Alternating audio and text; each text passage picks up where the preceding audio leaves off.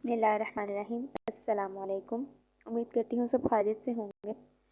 आज का जो हमारा टॉपिक है वो है मून। मून के ऊपर स्टडी करते हुए हम यूनिवर्स के बहुत सारे टॉपिक्स को डिस्कस कर रहे हैं ताकि हमारे छोटे छोटे कॉन्सेप्ट यूनिवर्स को लेके क्लियर हो सके। तो चलते हैं हमारी आज की वीडियो की जानिब। सबसे पहले हम मून को देख लेते हैं कि हमारा जो है वो मून जो है उसकी करैक्टरिस्टिक्स कौन कौन सी हैं, ठीक है, और वो किस तरह से हमारी जो है अर्थ के इर्द गिर्द जो है वो घूमता है।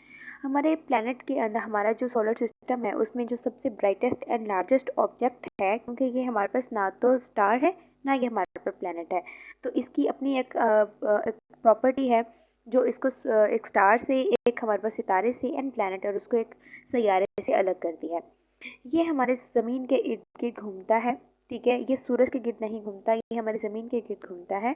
और ये क्या करता है, हमारी ज़मीन पे जो हमारी अर्थ है वहाँ पे लाइफ का वजूद है, वहाँ पे जो है रिकॉग्निशन ऑफ द लाइफ है, तो वहाँ पे उसको ज़िंदगी के काबिल बनाता है उस प्लैनेट को।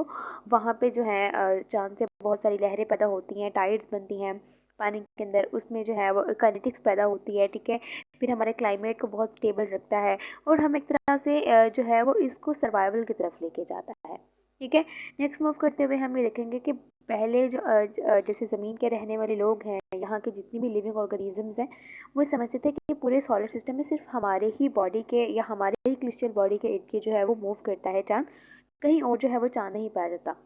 तो मतलब उनका क्या मानना था कि हमारे पूरे सोलर सिस्टम में सिर्फ एक ही चांद है जो कि ज़मीन के गिर्द घूमता है, बट ऐसा नहीं है। गैलीलियो ने जब डिस्कवर किया था तो जुपिटर के इर्द गिर्द भी एक ऑर्बिट था, उसकी ऑर्बिट में भी जो है वो चांद रिवॉल्व करता था। 1610 की ये बेसिकली डिस्कवरी है जिसमें गैलीलियो ने ये कहा था कि जुपिटर के गिर्द भी हमारे पास जो है वो चांद जो है वो रिवॉल्व करता है, ठीक है। इसके बहुत सारे हम फैक्ट्स को अगर हम स्टडी करें तो हमारे पास माल कंपेनियन आ जाता है, मतलब ज़मीन का एक तरह से दोस्त कहा जाता है, इसके बिल्कुल पास होता है ये, ठीक है। और ज़मीन और चांद जो है वो आसपास एक दूसरे के गिर्द घूम रहे होते हैं, ठीक है।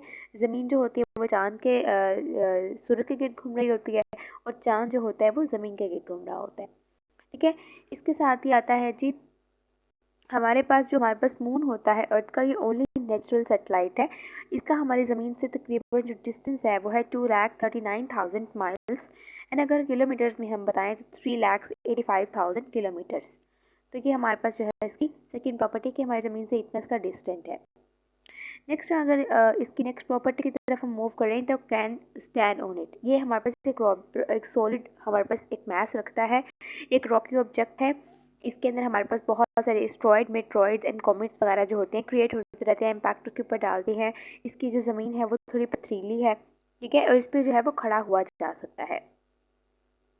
नेक्स्ट अगर हम इसको देखें तो इसका जो इन्वायरमेंट है इसकी, जहाँ पे जैसे हम मेट्रोलॉजी में एयर की स्टडी करते हैं तो एयर, इसमें जो गैसेज हैं उनमें जो है ऑक्सीजन नहीं पाई जाती है, और ऑक्सीजन की कमी होने की वजह से जो है वो ब्रीदेबल नहीं है, वहाँ पे सांस नहीं लिया जा सकता। तो वो बहुत थिन है, वो थिक लेयर नहीं है एटमॉस्फेयर की। जिस तरह हम अगर अर्थ के एटमॉस्फेयर को बहुत डिटेल स्टडी करें तो हमारे पास 5 लेयर्स आ जाती हैं।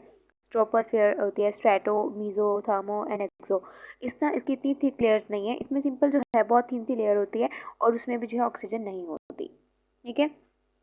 नेक्स्ट मूव करते हुए हम इसके अंदर स्टडी करेंगे हमारे पास पोटेंशियल फॉर लाइफ, कि इसके अंदर ज़िंदगी का वजूद बन सकता है कि नहीं।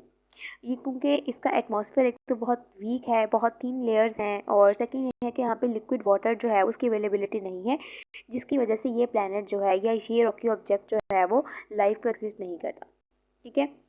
अब हमारी ज़मीन से बहुत सारे साइंटिस्ट हैं रिसर्च करने के लिए मून चांद पे भी गए थे, और अपोलो एस्ट्रोनॉट जो थे वो वहाँ से आते हुए 842 पॉइंट्स या 382 किलोग्राम का क्लूनर रॉक, एक चट्टान या पत्थर लेके आए थे, एंड साथ में वो बहुत सारी उसकी मिट्टी भी लेके आए थे।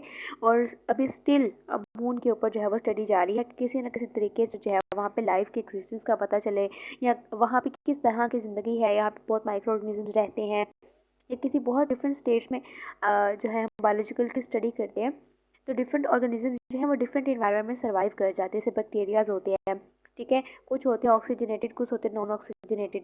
तो इस तरह की बहुत सारी स्टडीज जो हैं अभी हमारी जो है सॉइल और रॉक्स के ऊपर जारी है, ताकि मून के ऊपर जो है बहुत सारी डिस्कवरी हो सके, और आने वाले दिनों में जो है या तो इसके ऊपर जो आर्टिफिशियली जो है लाइफ का वजूद हो, या जो है यहाँ पे जो है लिविंग ऑर्गेनिज्म जो ऑटोमेटिकली हमें मिल जाए।